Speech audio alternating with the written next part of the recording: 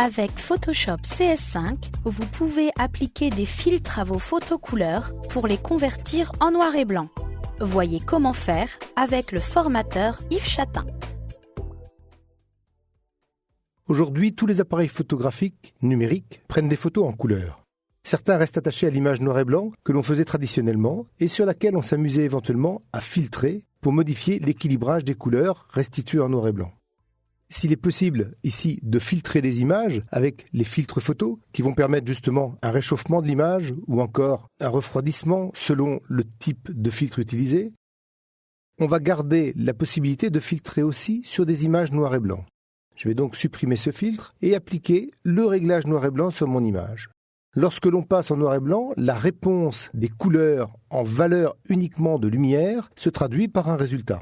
S'il est possible de filtrer à la prise de vue, on va pouvoir demander par exemple de filtrer ici avec un filtre bleu.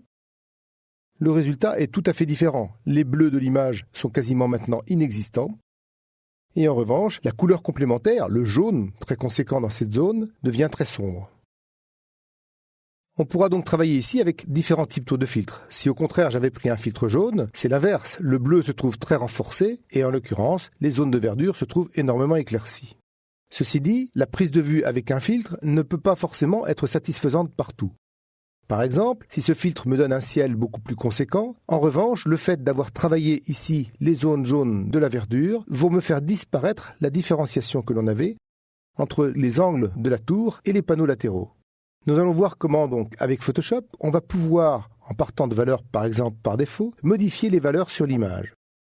Pour ça, canal par canal, tous les canaux colorés étant définis ici, on va pouvoir jouer sur les curseurs. Le tout est de savoir sur quelle couleur je suis positionné. Est-ce qu'il y a plutôt du bleu, plutôt du cyan dans ce ciel? Est-ce qu'il y a plutôt du jaune, plutôt du vert dans cette verdure? L'intérêt de ce bouton, c'est que l'on va pouvoir, sur l'endroit précis sur lequel on se positionne, cliquer et transformer donc notre doigt en un curseur qui me permet de jouer en valeur, sur la gauche et sur la droite, sur le canal correspondant à la couleur de l'impact. En l'occurrence, ici, on voit bien le curseur bleu qui se promène. Et je peux donc influer sur cette couleur sans aucune modification des autres interprétations des couleurs de l'image. Si je viens me positionner sur la zone ocre des peintures murales, en glissant, je vois que je joue énormément sur le comportement du jaune. Il va être donc facile de l'ajuster pour obtenir ce qu'il me convient. Enfin, si je veux éclaircir la verdure, elle contient essentiellement du jaune, mais malgré tout, peut-être aussi que le vert pourrait être présent, je peux toujours prendre mon curseur et jouer sur cette zone, ce qui me permet d'éclairer légèrement la verdure par rapport à sa quantité de vert.